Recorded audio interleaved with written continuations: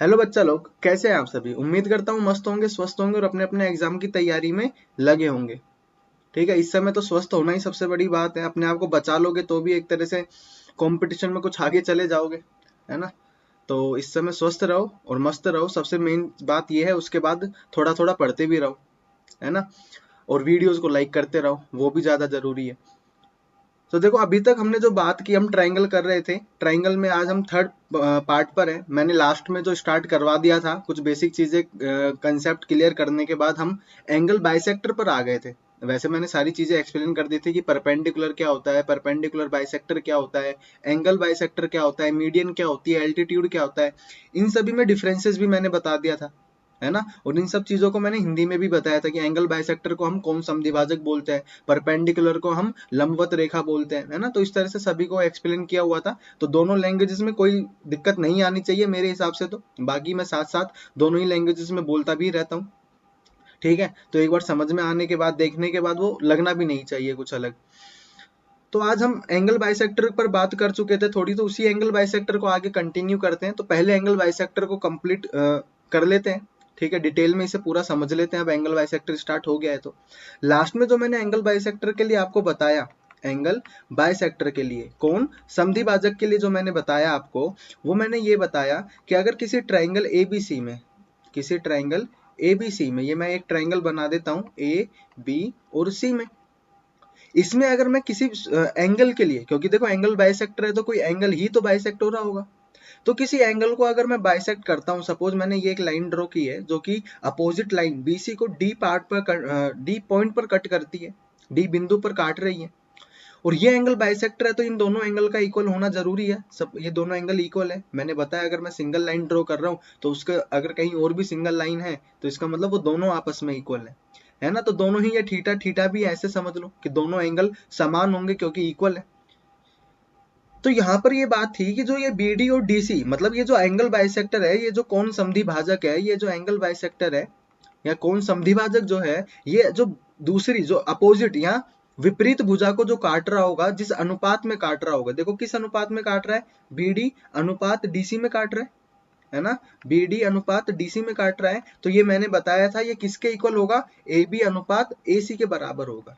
A B अनुपात AC के बराबर होगा। इसमें कोई दिक्कत नहीं आनी चाहिए। लास्ट में अच्छे से हमने इस चीज को समझा भी था, है ना। और कुछ क्वेश्चन भी शायद इस पर हमने देख लिए थे।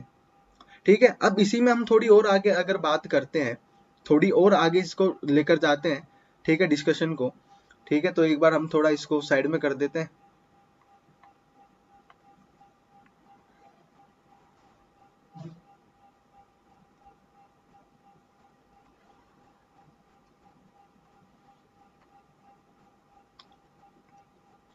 ठीक है, तो ये वाली बात हमें समझ में आ गई थी और ये हमने एंगल बाइसेक्टर ड्रॉ किया था। तो मैं इसे हटा रहा हूँ जिससे कि यहाँ पर थोड़ा कम डेटा रहे और जो हमें बात समझनी है सिर्फ वही मैं यहाँ पर दिखा पाऊँ।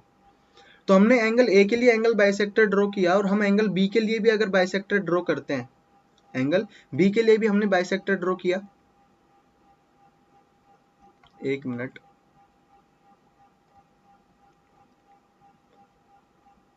चलो मैं एक ट्राइंगल ले ही लेता हूँ, ये लाइन से थोड़ा कंफ्यूजन होगा।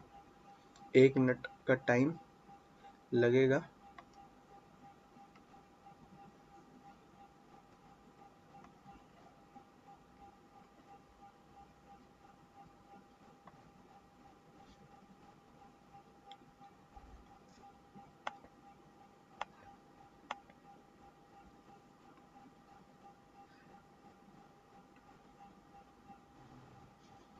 चलो अब ठीक है, अब हमारे पास ट्राइंगल आ गया तो दिक्कत नहीं आएगी बनाने में ना, थोड़ा अच्छा लगेगा।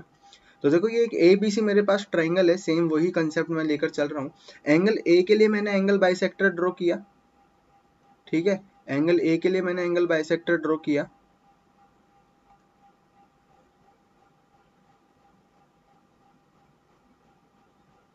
इसी तरह से मैं एंगल बी के लिए और एंगल सी के लिए भी एंगल बाइसेक्टर ड्रॉ कर देता हूँ।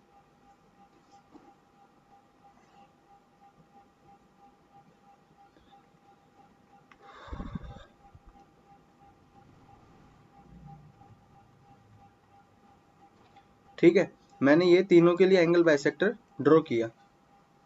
ठीक है, ये मान लो यहाँ बिंदु डी पर, पॉइंट डी पर कट कर रहा है, ये ई पर कट कर रहा है और ये एफ पर कट कर रहा है, तो ये यहाँ पर इंटरसेक्ट करेंगे।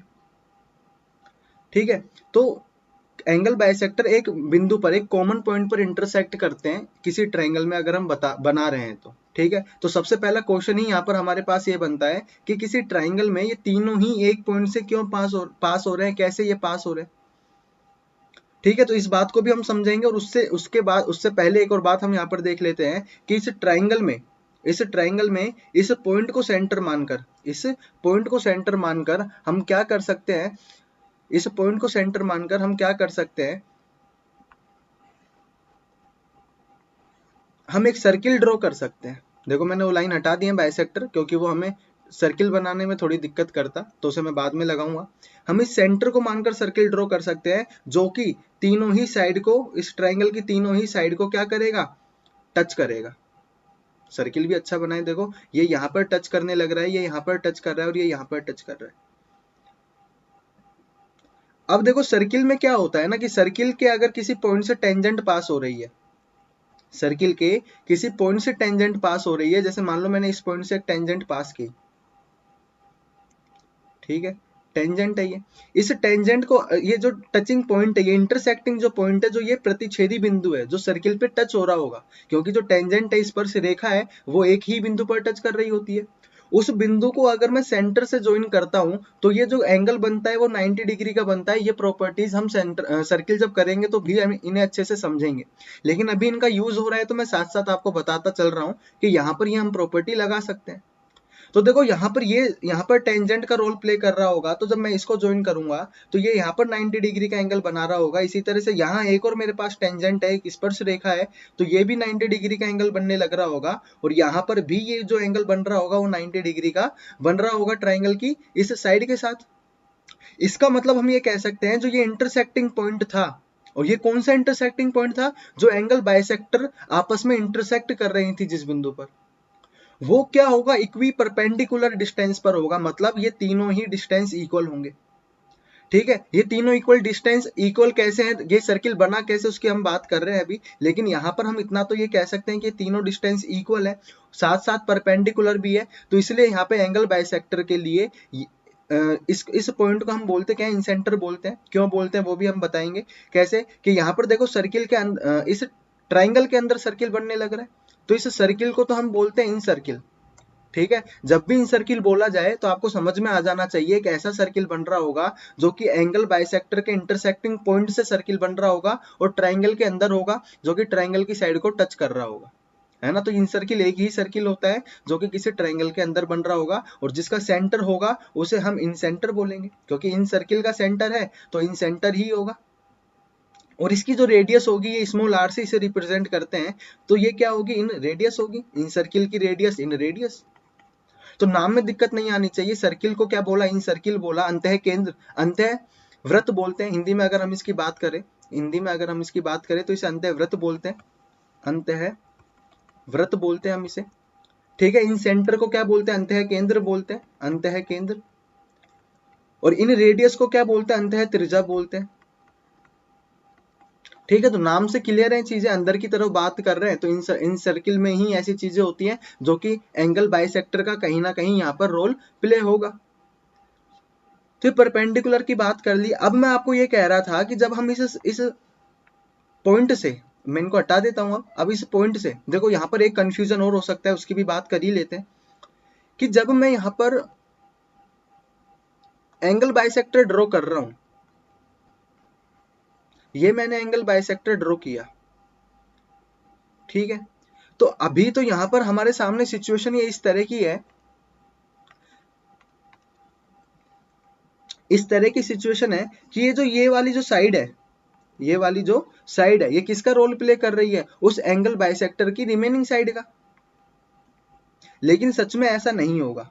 ठीक है, ये ऐसा नहीं है कि ये इसी से परपेंडिकुलर हो। मैं पहले भी बता चुका हूं कि एंगल बाइसेक्टर जरूरी नहीं है कि अपोजिट साइड के ऊपर क्या हो, परपेंडिकुलर हो, है ना। तो ये क्या हो सकता है कि ये कुछ परपेंडिकुलर अगर हम बात कर रहे हैं तो वो इधर की तरफ हो सकता है, तो ये डिफरेंट पॉइंट हो सकते हैं ये दोनों, है ना, क्योंकि मैं पहले ही बता चुका हूं कि एंगल बाइसेक्टर अपोजिट साइड पर परपेंडिकुलर हो, इट इज नॉट वैलिड। जरूरी नहीं है ऐसा कि ये होगा, ठीक है, लेकिन कुछ केसेस में हो भी सकता है। अगर ये क्या होता है, आइसोसेलेस ट्रायंगल होता है, ये दोनों साइड इक्वल होती तो हम उसमें समझेंगे कि ये परपेंडिकुलर भी होता है, लेकिन जब तक नहीं बताया गया है तो ऐसा कुछ नहीं होता है ना। तो ये अलग होगा। यहां से हो सकता है कि जो एंगल बाइसेक्टर हमने ड्रॉ किया वो कुछ ऐसे जा रहा हो, और यहां से जो हमने एंगल बाइसेक्टर ड्रॉ किया वो यहां से जा रहा हो, लेकिन वो इसी पॉइंट से पास होगा, ये जरूरी है, ये मस्ट है कि वो इसी पॉइंट से पास होना चाहिए, ठीक है। तो ये मैं इस तरह से ड्रॉ कर देता हूँ, ये परपेंडिकुलर, ठीक है। तो यहाँ पर एक पॉइंट ये याद रखना है कि ये जो पॉइंट होगा, ये जो इन सेंटर होगा, इन सेंटर जो होता है इसकी क्या डेफिनेशन होगी, ये इक्वी परपेंडिकुलर डिस्टेंस होता है, इक्वी परपेंडिकुलर डिस्टेंस होता है तीनों साइड से, फ्रॉम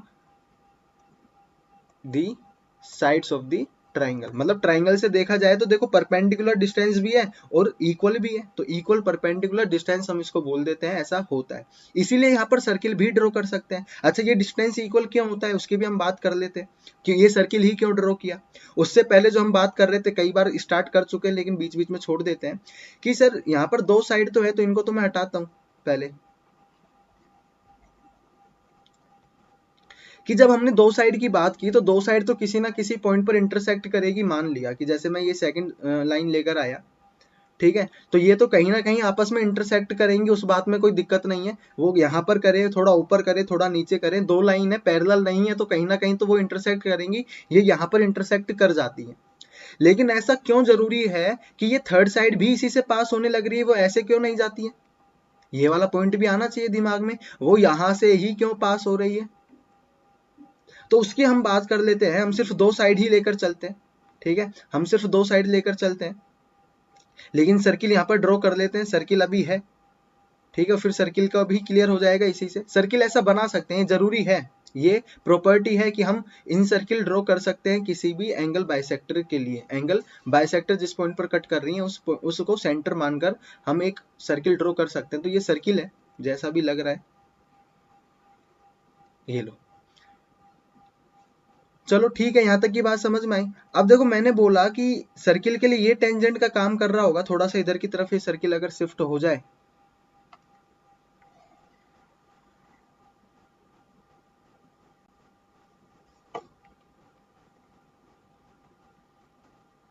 चलो अब ठीक है, तो ये वाला जो पॉइंट होंगे, ये दोनों पॉइंट टेंजेंट का काम करने लग रहे होंगे। और हमें पता है कि सर्किल के किसी एक्सटर्नल पॉइंट से, चलो देखो एक लाइन तो बनी हुई है, सर्किल के किसी एक्सटर्नल पॉइंट से, सर्किल के किसी एक्सटर्नल पॉइंट से, कोई बाह्य बिंदु से अगर हम टेंजेंट ड्रॉ कर रहे हैं, तो पहली बात तो ये कि बाह्य बिंदु से केवल दो ही टेंजेंट ड्रॉ हो सकती है। तो यहाँ पर ये दो ही टेंजेंट ड्रॉ होंगी, और ये दोनों इक्वल होती हैं लेंथ में, बराबर होती हैं ये दोनों स्पर्श रेखाएं, ठीक है। तो यहाँ पर ये दोनों रेखाएं बराबर होंगी, ठीक है। ये रेडियस है, ये रेडियस है, तो ये दोनों लेंथ भी बराबर होंगी, और मैं इनको ज्वाइन भी कर देता हूं कि ये मैंने कोई भी एक रैंडम लाइन ड्रॉ की है ना। मैं ये नहीं कह रहा हूं कि ये एंगल बाइसेक्टर है, मैंने कोई भी एक रैंडम लाइन ड्रॉ की जो कि इस पॉइंट से पास हो रही है, जो कि इस पॉइंट से पास हो रही है। अगर ये एंगल बाइसेक्टर हो, देखो इस पॉइंट से तो पास हो रही है, बस अब मुझे ये प्रूफ करना है कि ये एंगल बाइसेक्टर भी हो जाए, तो ये हो जाएगा कि एंगल बाइसेक्टर तीनों एक ही पॉइंट से जा रहे हैं, है ना। तो मैंने एक लाइन ली है, लेकिन ये प्रूफ करना है कि ये दोनों एंगल इक्वल होंगे। क्या बताना है कि ये दोनों एंगल इक्वल होंगे। तो वो कैसे हम बता सकते हैं, देखो ये दोनों साइड इक्वल होंगी कैसे, स्पर्श रेखा है सर्किल के लिए तो बराबर होती है, ये दोनों रेडियस है और ये कॉमन साइड है। तो देखो साइड साइड रूल अगर हम यहाँ पर लगाएं, तो साइड साइड रूल से दोनों ट्राइंगल क्या हो जाते हैं, कॉन्ग्रुएंट हो जाते हैं। देखो कॉन्ग्रुएंसी, सर्वांग समता जिसे हम बोलते हैं, ये अभी हम आगे पढ़ेंगे ट्राइंगल में ही, लेकिन अभी के लिए इसे समझ लेते हैं कि जब भी ऐसे तीनों साइड अगर किसी ट्राइंगल में इक्वल हो, आप खुद समझो कि मैंने इक्वल लेंथ की दो ट्राइंगल बनाए सेम साइड लेकर, वो बस अलग अलग जगह बना दिए, लेकिन ट्राइंगल की जो प्रॉपर्टीज होंगी, उनका एरिया भी सेम होगा, पेरीमीटर जो उनका परिधि है वो भी सेम होगी, सभी चीजें बराबर होंगी, हाँ या ना। तो वो दोनों ट्राइंगल एक जैसे होंगे तो उन्हें कॉन्ग्रुएंट बोल दिया जाता है, सर्वांग सम बोल दिया जाता है। ऐसे सर्वांग सम का मतलब ही देखो क्या है कि सभी अंग समान है जिसके, है ना। तो ये दोनों त्रिभुजों के सभी अंग समान हो जाते हैं, सभी साइड्स इक्वल हो जाती हैं, तो उनके कोरेस्पॉन्डिंग पार्ट इक्वल होते हैं। यहाँ पर CPST लग जाता है, CPCT sorry, corresponding part of the congruent triangle, मतलब सर्वांगसम जो त्रिभुज हैं उनके संगत भाग जो होते हैं ना वो बराबर होते हैं। तो देखो इसका संगत भाग ये कौन होगा, इसका संगत भाग ये कौन होगा, और इसका संगत भाग ये कौन होगा, है ना। ये कैसे होते हैं, क्यों होते हैं, अभी के लिए इस पर ज्यादा बात नहीं करते हैं। जब हम सर्वांग समता और समरूपता पढ़ेंगे ट्रायंगल के लिए, मतलब कॉन्ग्रुएंसी और सिमिलैरिटी हम जब पढ़ेंगे तो इन चीजों के बारे में डिटेल में बात करेंगे, है ना। लेकिन अभी आप लोगों को बताने के लिए ऐसा क्यों होता है, तो मैं इस चीज को बीच में यूज कर रहा हूँ, है ना। तो ये सर्वांगसम होंगे दोनों त्रिभुज, तो ये दोनों एंगल भी इक्वल होंगे। तो देखो मैंने सिर्फ एक रैंडम साइड ली थी और ये दोनों एंगल इक्वल आ गए, और जब ये दोनों एंगल अगर इक्वल है तो ये एंगल बाइसेक्टर होगा, कि ये पूरा एंगल दो इक्वल पार्ट्स में डिवाइड हो रहा है, तो ये लाइन एंगल बाइसेक्टर का काम कर रही होगी, कौन समद्वि भाजक का काम कर रही होगी, ठीक है। तो हम ये कह सकते हैं कि तीनों जो एंगल बाइसेक्टर हैं, जो कौन समद्वि भाजक है, वो एक ही बिंदु से पास हो रहे हैं, ठीक है। और अगर ऐसा है, अब देखो इसी प्रॉपर्टी को उल्टा यूज कर सकते हैं हम, इससे ये भी सिद्ध हो जाएगा कि हम क्या बना सकते हैं, त्रिभुज बना सकते, सॉरी वृत्त बना सकते हैं। कैसे, कि मैंने बोला कि ये एंगल बाइसेक्टर है, एंगल बाइसेक्टर है तो ये एंगल इक्वल होंगे, है ना। तो इन दोनों ही त्रिभुजों को लो, देखो ये 90 डिग्री एंगल होगा, सॉरी 90 डिग्री तो नहीं हो सकता एंगल बाइसेक्टर के लिए, मैंने ऐसा बोला ही नहीं है। लेकिन हम क्या बात कर सकते हैं, देखो अभी जो मैंने प्रूफ किया वो रेडियस ले ली थी, वो रेडियस चाहे तो आप अलग से बना लो या फिलहाल के लिए इतना ही मान लो, लेकिन मैं इस बात को पॉइंट को क्लियर कर चुका हूँ कि जरूरी नहीं है कि वही रेडियस का काम करने लग रहा, तो अलग से रेडियस बना लेते वो इक्वल होती। तो हम उन त्रिभुजों की बात कर रहे थे, उन दोनों त्रिभुजों की, क्योंकि यहाँ पर जो टेंजेंट का काम कर रहे होंगे वो रेडियस वाले पॉइंट ही कर रहे होंगे, क्योंकि वो 90 डिग्री का कोण बना रहे होंगे। हमें इस एंगल बाइसेक्टर के इस वाले से कोई काम ही नहीं है, हमें तो इससे काम था, ये वाली जो लाइन थी ये एंगल बाइसेक्टर प्रूफ करना था। जब हमने ये रेडियस ड्रॉ की, यहाँ से इस पॉइंट को जब हमने मिलाया, तो देखो ये दोनों साइड इक्वल होंगी, ये कॉमन साइड होगी और ये एंगल बाइसेक्टर है। तो यहाँ पे साइड एंगल साइड वाली प्रॉपर्टी हम लगा देंगे, जिससे ये कोरिस्पोंडिंग पार्ट ये दोनों साइड इक्वल हो जाएंगे। इसका मतलब ये दोनों जो डिस्टेंस है सेंटर से लाइन तक के, ये इक्वल होंगे। और जब भी ऐसा होगा, इक्वल अगर ये डिस्टेंस है, तो इक्वल डिस्टेंस से तो सर्किल बनाया जा सकता है ना। ये तीनों पॉइंट अगर सर्किल के, देखो सर्किल तो बन ही सकता है, बस पॉइंट ये है कि वो सर्किल के जो ट्राइंगल की साइड से वहां से पास हो, तो वो पास हो रहा है क्योंकि डिस्टेंस इक्वल है, यहाँ पर ये डिस्टेंस इक्वल आएगा।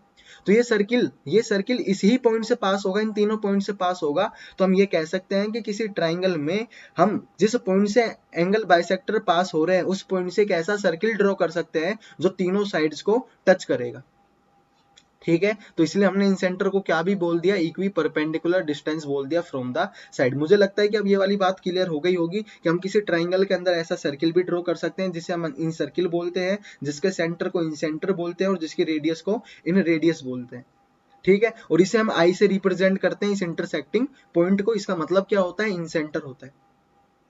तो ये वाली बात तो क्लियर हो गई होगी। अब इस पर नेक्स्ट अगर हम थोड़ी आगे बात करें, तो आगे हम देखें तो इसमें देखते हैं कि देखो ये इन सेंटर जो है वो एंगल बाइसेक्टर को किसी रेशियो में तो बांट रहा होगा, वो किस रेशियो में बांट रहा होगा उसकी अगर हम बात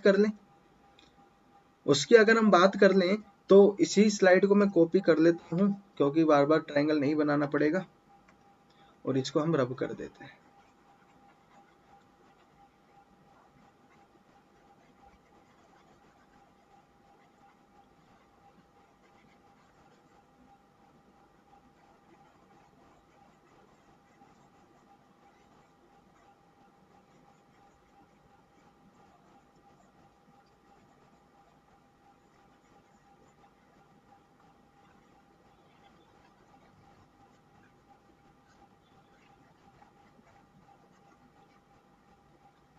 तो देखो हमारे पास एक सर्किल है, सर्किल के लिए मैंने तीनों एंगल बाइसेक्टर ड्रॉ किए हुए हैं। ये मैं एंगल बाइसेक्टर ड्रॉ कर देता हूँ तीनों, जो कि एक बिंदु से पास भी हो रहे हैं, ठीक है। लेकिन अब हमें समझना क्या है, हमें ये समझना है कि अगर ये ट्राइंगल ABC है और ये पॉइंट आई होगा, इसके लिए हमने काफी डिटेल में चर्चा कर ली है, समझ लिया इस पॉइंट को अच्छे से। तो मैं ये कह रहा हूं कि अगर ये लाइन एंगल बाइसेक्टर AD है, अगर ये AD है, तो ये AI जो I है, इस AD को कुछ रेशियो में बांट रहा होगा, जो कि क्या होगा, AI रेशियो ID होगा। हमें ये रेशियो बताना है, ये रेशियो क्या होगा, इसकी हम बात कर लेते हैं। देखो मैंने बोला था A के लिए अपोजिट साइड में A मानूंगा, B के लिए मैं अपोजिट साइड B मानूंगा, और C के लिए मैं अपोजिट साइड C मानूंगा, ठीक है, तो ये बात समझ में आ गई होगी। अब हमें करना क्या है, हमें ए आई रेशियो आई डी चाहिए। तो देखो पहले तो हम इस एंगल बाइसेक्टर के लिए बात कर लेते हैं, बी डी रेशियो कितना होगा, है ना। हमने देख लिया था कि B D ratio C D जो आ रहा था वो हमारे पास ए बी रेशियो कितना आ रहा था, ए सी। इसका मतलब ए बी तो हमारे पास कितनी लेंथ है, सी लेंथ है, और ए सी हमारे पास कितनी लेंथ है, बी लेंथ है, हाँ या ना। तो ये वाली जो साइड होगी वो सी होगी, और ये वाली जो साइड होगी वो बी होगी। देखो ना बी डी कितना आ रहा है, सी। ये रेशियो में आ रहा है, लेकिन ये रेशियो होगा, इस डी को मैं थोड़ा सा छोटा कर देता हूँ, और यहाँ पर ये रेशियो बन रहा होगा। तो ये जो बीडी लेंथ होगी वो एक्चुअल में होगी क्या, देखो बीडी वाली लेंथ को मैं क्या लिख सकता हूँ, देखो टोटल कितना रेशियो बन रहा है, सी रेशियो बी। तो टोटल का तो सी प्लस बी का ये बन रहा है सी, किसका है टोटल, एक्चुअल में ये लेंथ कितनी है, ए। तो ए का ये इतना पार्ट होगी, और इसी तरह से मैं सी डी को क्या लिख सकता हूँ, B by C plus B, और ये ए का, हाँ या ना। अरे अगर कोई लेंथ गिवन है, मान लो इस पॉइंट पर ये इंटरसेक्ट कर रहा है, और ये 2:3 में है, और टोटल लेंथ एक्चुअल में 10 है। तो हम इसे कैसे करते हैं कि ये 2 पार्ट है किसका, टोटल का, टोटल कितना है रेशियो में 5, तो 5 का 2 पार्ट है, लेकिन एक्चुअल में कितना है 10 है। तो 5 2 जा 10, तो ये कितना होना पड़ेगा, इसे 4 होना पड़ेगा, और इसी तरह से 3/5 इंटू 10, तो 5 2 जा 10 और 6, तो ये 6 होना पड़ेगा। तो 10 4 और 6 में डिवाइड हो गया, मतलब 2:3 में जब हमने डिवाइड किया तो ये 4 आया और ये 6 आया। ये वाली चीजें आपको आनी चाहिए, क्योंकि रेशियो एंड प्रोपोर्शन हम लोग पढ़ चुके हैं, है ना। तो एक बार फिर मैंने यहाँ पर बता दिया है कि किस तरह से चीजें हो रही हैं, क्योंकि वेरिएबल्स में तो कंफ्यूजन हो सकता है। तो इस सी लेंथ को मैं क्या लिख सकता हूँ, इस सी लेंथ को मैं C by C plus B into A लिख सकता हूँ, और इस बी को मैं लिख सकता हूँ B by C plus B into A, मतलब ए का इतना रेशियो ये होगा। यहाँ से क्लियर है, मतलब मुझे ये वाली लेंथ पता चल गई है, ठीक है, और मुझे ये वाली लेंथ भी पता चल गई है। लेकिन अगर हम बात करें, देखो बी आई भी क्या होगा, एंगल बाइसेक्टर होगा। अगर मैं अब ए बी डी ट्रायंगल के लिए बात करता हूं, तो मैं किसके लिए, ए बी डी अगर ट्रायंगल के लिए बात करता हूं, तो ये भी तो एक एंगल बाइसेक्टर होगा, और ये एंगल बाइसेक्टर होगा तो ये वाला जो रेशियो होगा वो कितना होगा, देखो ए आई अपॉन आई डी की मैं बात करूं तो यहाँ पे कंफ्यूजन बिल्कुल नहीं होना चाहिए, क्योंकि ए आई आई डी की मैं बात कर रहा हूं, तो ए आई वाला इसके इक्वल होगा और ये आई डी वाला इसके इक्वल होगा। तो ए आई कितना होगा, सी होगा। मैं बता चुका हूँ किसी भी ट्राइंगल में एंगल बाइसेक्टर हम ड्रॉ कर रहे हैं तो ये वाला रेशियो इस वाले और ये वाला रेशियो इस वाले के इक्वल होता है। देखो यहाँ से बी डी ए बी का आया था, सी डी ए सी का आया था, बी डी वाला सी का आया था और सी डी वाला बी के लिए आया था। तो ये इमेज मैंने आपके दिमाग में सेट करवा दी थी। और यहाँ पर जो ये बी डी होगा आई डी के लिए, क्योंकि ट्राइंगल अब ये आधा वाला ट्राइंगल हम ले रहे हैं ना, तो ये कितना होगा, C upon C plus B into A. तो देखो सी से सी कट जाएगा तो ये a upon C plus B आया, तो c प्लस बी ऊपर चला जाएगा डिवाइड बाई a। तो यहाँ से ए आई अपॉन आई डी का रेशियो जो निकल कर आता है, मतलब ये जो i डिवाइड कर रहा होगा इस ए डी लाइन को, वो कितना कर रहा होगा, ये वाला b प्लस सी होगा, c प्लस बी बोल सकते हैं, और ये वाला a होगा। एक्चुअल में ये बन क्या रहा है, देखो यहाँ से जो लाइन जा रही है, जो एंगल बाइसेक्टर जा रहा है, तो ये तो ऊपर तो इन दोनों साइड का सम है, और नीचे ये नीचे वाली साइड है। मतलब मैं यहां से सीधा बता सकता हूं, इसको तो हटाते हैं, कि अगर मेरे पास कोई एक ट्राइंगल है, मेरे पास कोई एक ट्राइंगल ये है ए बी और सी, अगर मैं बी से कोई एंगल बाइसेक्टर ड्रॉ करता हूं जो कि इस पॉइंट पर मान लो ई पर कट करता है, और यहां पर ये आई इन सेंटर है, और मुझे चाहिए बी आई, इसे भी हटाते हैं, और मुझे चाहिए क्या, बी आई ओवर आई ई। मतलब ये एंगल बाइसेक्टर को आई किस रेशियो में डिवाइड करता है, तो मुझे सिर्फ क्या करना है, देखो ये वाली साइड ए होगी, ये वाली साइड बी होगी, और ये वाली साइड सी होगी। तो ये एंगल बाइसेक्टर जिस दोनों लाइनों से मिलकर बन रहा है, एंगल बाइसेक्टर मतलब ये एंगल जो दोनों साइडों से मिलकर बन रहा है, उनका sum A plus B divide by third side, ये होगा। क्योंकि इसी तरह का देखो यहाँ पर बनने लग रहा है, देखो ये वाला जो एंगल बाइसेक्टर था, ये एंगल जो बन रहा था जिसको ये साइड बाइसेक्ट कर रही है, वो किन दो साइड से मिलकर बना है, बी प्लस सी से। तो ऊपर देखो बी प्लस सी है और ये क्या है ए, लेकिन ध्यान रखना कहां से कहां तक, ये लॉन्ग वाली जो साइड होगी वो इनके इक्वल होगी और स्मॉलर साइड नीचे वाले। तो एंगल बाइसेक्टर भी सिंपल है, और इसी के लिए मैं थर्ड वाला भी निकाल सकता हूं। अगर मान लो सी से मैं एंगल बाइसेक्टर ड्रॉ करता हूं, है ना, और वो भी आई से पास हो रहा है, जो कि होगा, उसके लिए भी हमने बात कर ली है। तो सी आई ओवर आई, मान लो ये एफ पॉइंट होता, तो एफ क्या आता रेशियो, ये अपने पास आता ए प्लस सी, क्योंकि देखो सी वाले पॉइंट के लिए हम एंगल बाइसेक्टर ड्रॉ कर रहे हैं, और ये किन दो साइडों से मिलकर बन रहा है, ए और सी से, तो ए प्लस सी मैंने किया और नीचे बी। तो ये बस हमें इमेज दिमाग में सेट करनी है, याद करने में दिक्कत आएगी, लेकिन अगर इमेज सेट हो जाती है कि किस तरह से ये रिजल्ट आने लग रहे हैं तो हमें करने में बिल्कुल भी दिक्कत नहीं आएगी इस चीज को। क्लियर है? अगर मान लो कोई क्वेश्चन आपको मैं देता हूं इसी पर कि मान लो एक ट्राइंगल है ना, मान लो एक ट्राइंगल मेरे पास है और उस ट्राइंगल की कुछ लेंथ है, मान लेते हैं हम उस ट्राइंगल के लिए 12 12 माना हमने, ठीक है, 16 माना और ये 20 मान लिया मैंने। ये हमने एक साइड लिया है और उसके लिए वो मान लो एंगल बाइसेक्टर मैंने ड्रॉ किया है ए से, ए बी और सी से, और ये आई से जा रहा है। तो इन सेंटर, अगर ये आई नहीं दिया जाता है, क्वेश्चन में बोल दिया जाता है कि किसी ट्रायंगल एबीसी के लिए ए से एक एंगल बाइसेक्टर ड्रॉ किया जाता है एडी, तो एडी जो इन सेंटर होगा, इन सेंटर एडी को किस रेशियो में डिवाइड कर रहा होगा, है ना। तो हमें फाइंड करना है ए आई रेशियो आई डी, ये कितना होगा। तो देखो मैंने बताया एंगल ए के लिए इन दोनों साइड का सम, तो 16 प्लस 12 कितना हो जाएगा 28, और डिवाइड बाय थर्ड साइड तो ये 20, तो ये आएगा 14/10, और जिसे हम 7/5 भी लिख सकते हैं। मतलब ये वाली लेंथ 7 होगी और ये वाली लेंथ 5 होगी। अच्छा, इसी क्वेश्चन को थोड़ा आगे बनाया जाता कि क्वेश्चन में अगर दे दिया जाता है कि एडी जो है ना, एडी जो लेंथ है वो समझ लो 36 गिवन है क्वेश्चन में। If AD 36 centimetre then find, अगर इसी क्वेश्चन में बोला होता देन फाइंड, तो बताइए ए आई कितना होगा या फिर आईडी की लेंथ कितनी होगी। चलो आईडी की लेंथ हम निकाल लेते हैं। अब यहाँ पर रेशियो आपको खुद सोचना पड़ेगा कि अगर मुझे ये वाली लेंथ चाहिए तो पहले मुझे ये रेशियो निकालना पड़ेगा, तो वो ए आई ओवर आई डी होगा जो कि आया 7:5।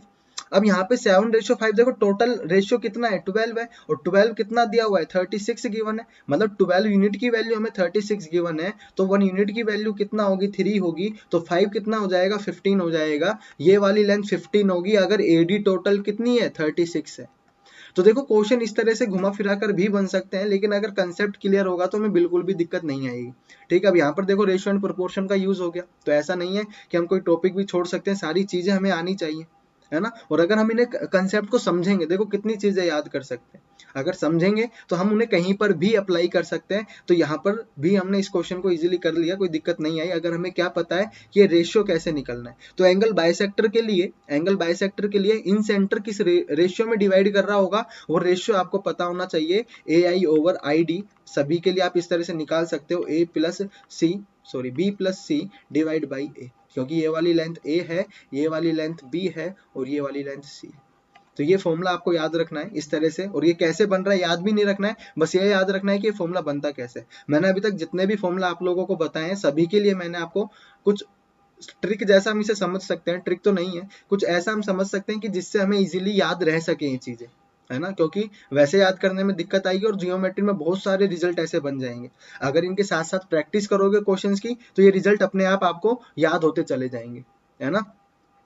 अब आगे की हम बात कर लें, ये समझ में आया हमें कि ये रेडियस होगी, सॉरी रेडियस कह रहा हूं मैं, कि जो एंगल बाइसेक्टर है ना, वो किस रेशियो में डिवाइड हो रहा होगा इन सेंटर से। अब इसी के लिए थोड़ी आगे अगर हम बात कर लेते हैं कि मैं वापस से अगर इसी ट्रायंगल को बना देता हूँ, इसी ट्रायंगल को मैं उठा लेता हूँ और इसी को अगर हम आगे समझें, तो पहले तो मुझे ये हटाना पड़ेगा, है ना। रफ करने का भी मेरे पास ऑप्शन होता है।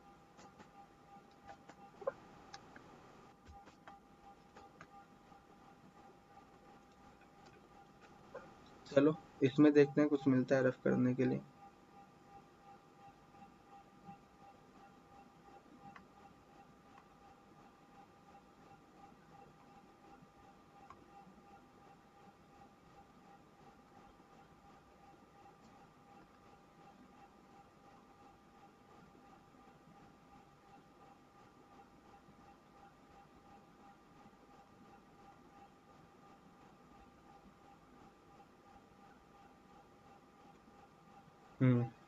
चलो हो गया, है ना। आगे की हम बात कर लेते हैं। मैंने बोला एक ट्राइंगल है एबीसी, एबीसी में अपने पास ये इन सेंटर बन रहा है जहां से तीनों एंगल बाइसेक्टर क्या हो रहे होंगे, पास हो रहे होंगे। मैंने ये अब इसमें अगर हम समझे, है ना, कि देखो ये वाली लाइन जो है जरूरी नहीं है परपेंडिकुलर, इसलिए मैं परपेंडिकुलर अलग ड्रॉ कर देता हूँ, किसके लिए, जो हमारी रेडियस का काम कर रही होगी, है ना। मान लो ये परपेंडिकुलर है, यहां से मैं इसके लिए परपेंडिकुलर ये वाला ड्रॉ कर देता हूँ,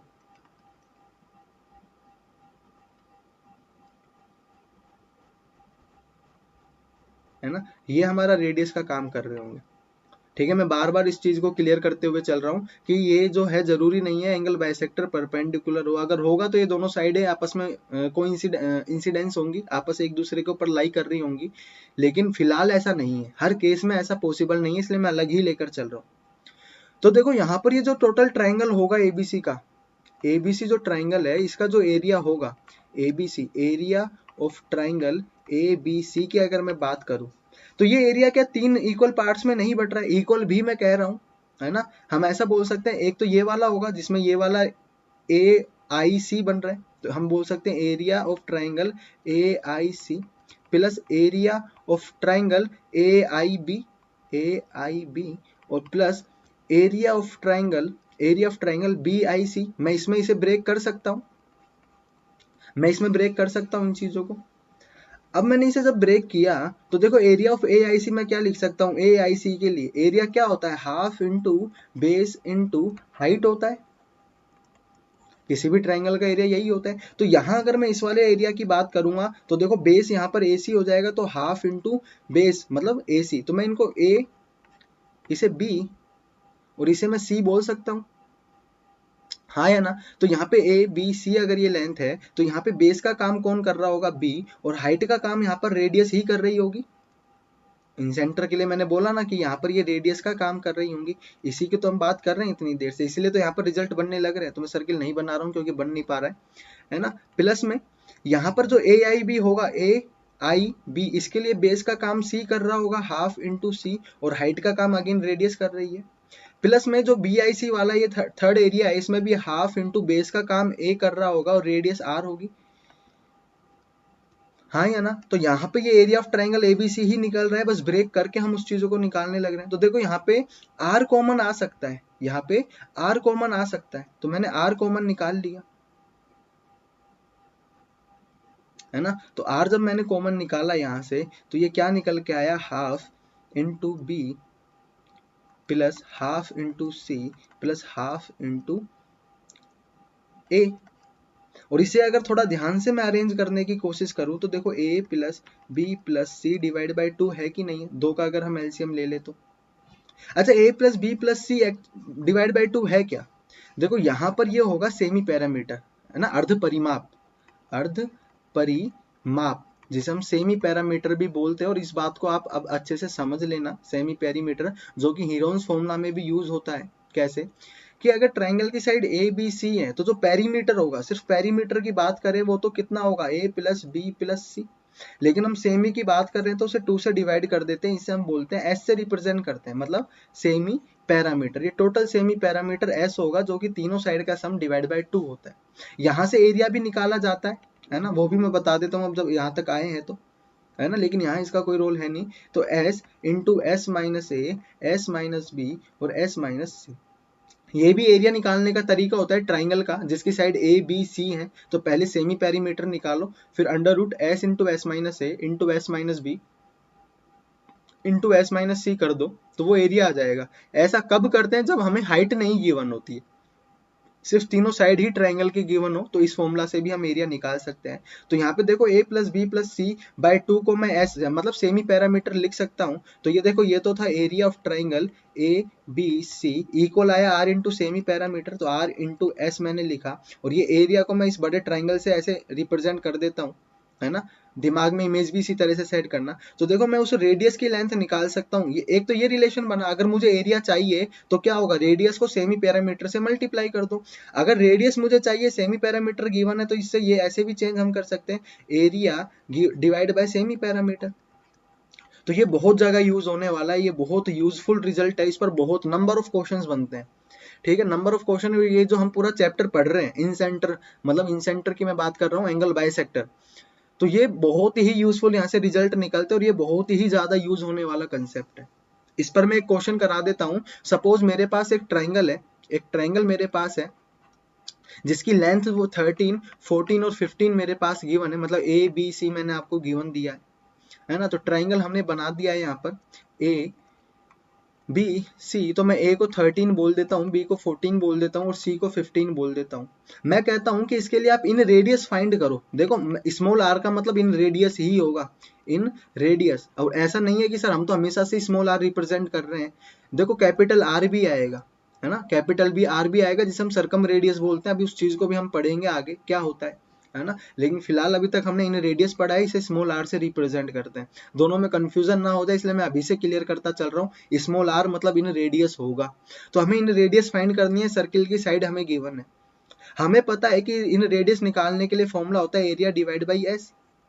अब मैंने आपको ये भी बताया है अभी थोड़ी देर पहले कि ट्राइंगल का एरिया हम कैसे निकाल सकते हैं अगर हमें तीनों लेंथ गिवन हो, तो हम हीरोन्स फॉर्मूला यूज कर सकते हैं। तो पहले तो हम निकालेंगे सेमी पैरामीटर जो कि होता है सम ऑफ 3 साइड डिवाइड बाय 2। तो देखो 15 प्लस 14 29 प्लस 13 कितना होगा 42 डिवाइड बाय हमने 2 किया तो ये आएगा 21। तो सेमी पैरामीटर तो निकल कर आ गया है 21। अब एरिया और निकाल लेते हैं। एरिया क्या होता है under root S into S minus A into S minus B into S minus C. A B C हमें पता है तीनों लेंथ है ट्राइंगल की, तो एस किया 21 इंटू 21 माइनस 13 21 माइनस 14 21 माइनस 15। तो 21 माइनस 13 मैंने जब किया तो देखो अंडर रूट 21 माइनस 13 कितना होगा 8 होगा। ये 14 जब सब्ट्रैक्ट किया तो 7 होगा। और ये 21 माइनस 15 किया तो ये 6 होगा, सॉरी ठीक है 6 होगा। अब देखो यहाँ पे हम स्क्वायर रूट कैसे निकाल सकते हैं। देखो अगर मल्टीप्लाई करके निकालना है तो वैसे कर लो, लेकिन एक इजी अप्रोच मैं यहाँ बता सकता हूँ क्या होता है। देखो मैं इसे 7 इंटू 3 लिख सकता हूँ, हम इन्हें प्राइम फैक्टर में लिख सकते हैं। स्मॉलर डेटा है लिखने में दिक्कत नहीं आएगी। इसे 3 इंटू 2, ये 7 है, इसे 4 इंटू 2 में लिखा। अच्छा मैंने इसे 4 इंटू 2 में क्यों लिखा, क्योंकि देखो मुझे सिर्फ एक ही 2 मिल रहा था, तो 4 तो एक स्क्वायर है, परफेक्ट स्क्वायर है, तो इसको इजीली हम निकाल सकते हैं। तो देखो यहाँ पे 7 7 का पेयर बनने लग रहा है। देखो एक 7 ये रहा, तो 7 7 का पेयर बना तो स्क्वायर रूट से बाहर निकला। एक 4 और 4 का पेयर बनेगा तो 4 बाहर निकलेगा, और 3 का पेयर बना तो 3 बाहर निकलेगा, तो स्क्वायर रूट इजीली सोल्व हो जाएगा। ठीक है, तो इसको मल्टीप्लाई किया 4 तिया 12 12 7 84, तो 84 हमारे पास क्या आया, एरिया आया। ये एरिया है ट्राइंगल का। हमें चाहिए इन रेडियस, और इन रेडियस का फॉर्मूला मैंने बता ही दिया है, area divide by semi perimeter. ये एरिया होता है और ये सेमी पैरामीटर होता है, अर्ध परिमाप होता है। इन दोनों में कंफ्यूजन नहीं होना चाहिए, इन्हें इसी तरह से बनाने की कोशिश करो। और मैं ये बोलूंगा कि जितना भी फॉर्मूलाज हमारे पास बनता जा रहा है उन्हें एक अलग से बुकलेट बना लो, जो एग्जामिनेशन में जाने से पहले एक बार रिवाइज भी कर सके। इस तरह के बुकलेट बनाओ जिसमें छोटा छोटा सिर्फ काम काम के पॉइंट लिखते रहो कि इन रेडियस निकालने के लिए। इससे क्या होता है, सारा कंसेप्ट रिवाइज हो जाता है। अभी अच्छे से समझो, समझकर क्वेश्चंस की प्रैक्टिस करो, लेकिन बाद के लिए ये चीजें अभी से तैयार करते चलो। हम सोचे कि चैप्टर कंप्लीट होने के बाद ये चीजें करेंगे तो वो फिर कवर होने में नहीं आती है ना। तो इसलिए अभी से अगर ये चीजें करते चलोगे और बहुत सारे रिजल्ट बनेंगे मैं कह रहा हूँ, और उन पर डायरेक्ट क्वेश्चन बनते हैं तो वहां से हम टाइम बचा सकते हैं, है ना। तो देखो एरिया कितना आया 84 आया, और सेमी पेरीमीटर कितना निकला था 21। तो 21 4 टाइम जाएगा तो 84 होगा। तो यहां से जो इन रेडियस निकल कर आती है ट्राइंगल की कितनी होगी, 4 होगी। तो बात समझ में आई कि यहाँ पर क्वेश्चन कैसे बन सकता था कि वो साइड गिवन है और हमसे क्या पूछ लिया जाता है, इन रेडियस पूछ लिया जाता। तो हमें ये रिलेशन पता होना चाहिए, और मैं कह रहा हूँ ये बहुत इंपॉर्टेंट रिजल्ट है। इस पर हम नेक्स्ट जो वीडियो आएगी उसमें बहुत सारे क्वेश्चन करने वाले हैं, ठीक है, नंबर ऑफ क्वेश्चन की प्रैक्टिस करेंगे। उससे पहले आज मैं एक और इंपॉर्टेंट रिजल्ट यहाँ पर बता देता हूँ। क्या बता देता हूँ कि जब भी हमारे पास ये ट्राइंगल होगा, है ना, इस तरह से हमारे पास ये ट्राइंगल होगा, तो अभी मैंने ये हटाना सीखा था है ना, तो जल्दी हो जाता है इससे काम। हमारे पास ये ट्राइंगल था ए बी सी, इसमें हमसे और ये जो इंटरसेक्टिंग पॉइंट है हम इंसेंट्री से बोलते हैं। अब यहाँ पर एक इंपॉर्टेंट क्वेश्चन और बनता है जो कि काफी बार पूछा गया है, इसे हम हटा देते हैं और यहाँ पर सिर्फ अपने काम की चीज रख लेते हैं। हमसे ये पूछा गया है कि बताओ ये एंगल कितना होगा। ये एंगल अगर थीटा है तो इस एंगल को बताओ क्या होगा। यहाँ पे थीटा छोड़ो, जगह रोक लेगा, एंगल बी आई सी बताओ क्या होगा। तो देखो इसके लिए डायरेक्ट रिजल्ट होता है, क्या होता है 90 plus angle A by 2। Angle A क्या है, इसके रिस्पेक्टिव एंगल की हम बात कर रहे हैं। देखो बी और सी से तो एंगल बाइसेक्ट हो ही रहे, तो यहाँ पर तो ये अपने पास डायरेक्ट रिजल्ट होगा। एंगल ए आपको गिवन है, मान लो 60 डिग्री गिवन है, तो ये 90 प्लस 30 हो जाएगा जो कि होता है 120 डिग्री। तो ये 120 डिग्री आंसर आ जाएगा। लेकिन करना कैसे है, कैसे निकलेगा ये रिजल्ट, उसकी हम बात कर लेते हैं। एक बार इसे एक्सप्लेन कर देते हैं। मैंने बोला कि एक्सप्लेनेशन जरूरी है, इससे क्या होता है क्वेश्चंस करने के लिए हमें आइडियाज मिल जाते हैं, कैसे कॉम्प्लेक्स क्वेश्चन को हम कर सकते हैं, स्टेप हमें मिल जाते हैं, क्या कैसे किस तरीके से चीजें चल सकती है। ठीक है, तो यहाँ पर सपोज ये एंगल ए है, जो कि है, सपोज क्या करना है, ये एंगल ए है, और ट्राइंगल के इंटीरियर एंगल की प्रॉपर्टीज से एंगल का जो सम होगा angle A plus B plus C. देखो एंगल ए बी सी की मैं बात कर रहा हूँ, ये तीनों ही एंगल है, तो मैं आगे एंगल का साइन नहीं बना रहा हूँ, और ये 180 डिग्री होगा। क्योंकि अब हमें चीजें समझनी है, कहीं पर लिखकर रिप्रेजेंट थोड़ी ना करना है, दिखाना थोड़ी है किसी को जो नंबर मिलेंगे हमें बोर्ड से, है ना। तो हमें चीजें समझनी है, ए बी सी एंगल है और तीनों का सम 180 डिग्री होगा। हमें चाहिए ये वाला एंगल, और हमें पता है ये दोनों एंगल बाइसेक्टर है, तो ये वाला एंगल b/2 होगा और ये वाला एंगल c/2 होगा, हाँ या ना। फिर ये एंगल कितना होगा, देखो ये भी एक ट्राइंगल बन रहा है BIC। ट्राइंगल BIC में अगर मैं बात करता हूँ, ट्राइंगल BIC में मैं बात करता हूँ, तो एंगल BIC जो होगा वो 180 माइनस होगा b/2 प्लस c/2, क्योंकि तीनों का सम 180 होना चाहिए। ये दोनों एंगल b/2 प्लस c/2 है, जिन्हें हम क्या भी लिख सकते हैं, b प्लस c/2, और 180 होना चाहिए। तो ये जो थर्ड एंगल निकल कर आएगा BIC, ये कितना होगा, 180 minus angle b plus c/2। इसे मैं क्या भी लिख सकता हूँ, b प्लस c/2, और यहाँ से b प्लस c की वैल्यू हम देखें तो देखो b plus c is equal to होगा 180 माइनस a। तो यहाँ पर पुट किया मैंने, और ये यहाँ पर 180 है, तो देखो 180 माइनस b प्लस c की value I 180 minus a divide by 2। ठीक है, तो 180 माइनस ये 2 से डिवाइड किया तो 90, और ये 90 माइनस a/2, क्योंकि दोनों को डिवाइड करेगा 2, 90 अंदर सॉरी माइनस अंदर जाएगा तो 180 माइनस 90 और माइनस माइनस प्लस का a/2 होगा, तो 180 माइनस 90 90 होगा, 180 माइनस 90 90 होगा, प्लस में a/2। तो हम एंगल BIC को क्या लिख सकते हैं, 90 प्लस एंगल a/2। अच्छा, अगर हमसे पूछा होता कि बताओ क्या, पहले एक बार इसे टिका देते हैं यहाँ पर, अब देखते हैं। बताओ कि ये जो एंगल अपने पास बनने लग रहा होगा, इसको हटाते हैं, ये आई इंटरसेक्टिंग पॉइंट है, कि ये वाला एंगल बाइसेक्टर और ये वाला एंगल बाइसेक्टर जो एंगल बना रहे हैं, अब देखो इसके रिस्पेक्टिव एंगल कौन सा होगा, ये बी होगा, पूरा एंगल तो ये बी है। तो इस एंगल को हम क्या लिख सकते हैं, 90 प्लस b/2। इसी तरह से अगर हमसे ये एंगल पूछा जाता तो इसे 90 प्लस एंगल c/2, मतलब ये एंगल हमें देखना है जिसके अपोजिट होगा, उसी का हाफ का सम होगा 90 में। लेकिन देखो ध्यान रखना 90 प्लस होता है, 90 प्लस होता है। ऐसे भी याद रख सकते हो कि ये जो एंगल बन रहे हैं 90 से तो ग्रेटर ही बनने लग रहा है, 90 से तो छोटा होगा नहीं, एक्यूट तो ये होगा नहीं, है ना। ऐसे भी याद रख सकते हो। और ये रिजल्ट कैसे आया, तो मैं इस रिजल्ट को अब सभी के लिए लिख देता हूँ, BIC हो गया। अब एक बार हम देख लेते हैं AIC, तो AIC तो 90 प्लस कितना होगा, b/2 होगा। देखो यहाँ पे BIC था, B और C था तो A आया, यहाँ पर A और C आया है तो यहाँ पर B आया। इसी तरह से अगर मेरे पास क्या होगा, AIB होगा तो 90 प्लस c/2 होगा। इसी तरह से सभी का रिजल्ट देख सकते हैं। मैंने क्वेश्चन बताया किस तरह से बनता है, और एंगल बाइसेक्टर के लिए, और अभी हम एंगल बाइसेक्टर मतलब इन सर्किल के लिए, इन रेडियस के लिए, ये इन सेंटर के लिए एंगल बनते हैं, है ना। इसी तरह से सर्कम सेंटर के भी क्वेश्चन बनते हैं, जो कि हम बाद में पढ़ेंगे, है ना। तो ये एंगल के लिए बहुत सारे क्वेश्चन बनते हैं, तो ये हमें पता होना चाहिए कि डायरेक्ट एंगल कैसे निकलेगा।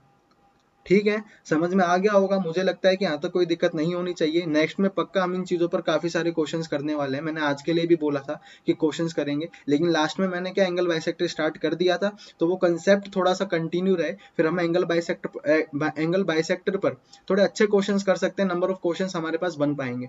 तो नेक्स्ट वीडियो में हम इन पर बेस्ड क्वेश्चन करेंगे। तब तक आप इसको रिवाइज कीजिए, अच्छे से समझिए, वीडियो को लाइक कीजिए, शेयर कीजिए और कमेंट कीजिए। अगर किसी भी पॉइंट में कोई प्रॉब्लम है तो मैं जल्दी से जल्दी उसका सॉल्यूशन देने की कोशिश करूंगा, अगर पॉसिबल हुआ कमेंट के थ्रू, वरना नेक्स्ट वीडियो में उस पॉइंट को डिस्कस कर लिया जाएगा। ठीक है, तो तब तक के लिए बने रहिए, और मिलते हैं नेक्स्ट वीडियो में नए कंसेप्ट के साथ और कुछ नए क्वेश्चंस के साथ। तब तक के लिए टाटा बाय बाय।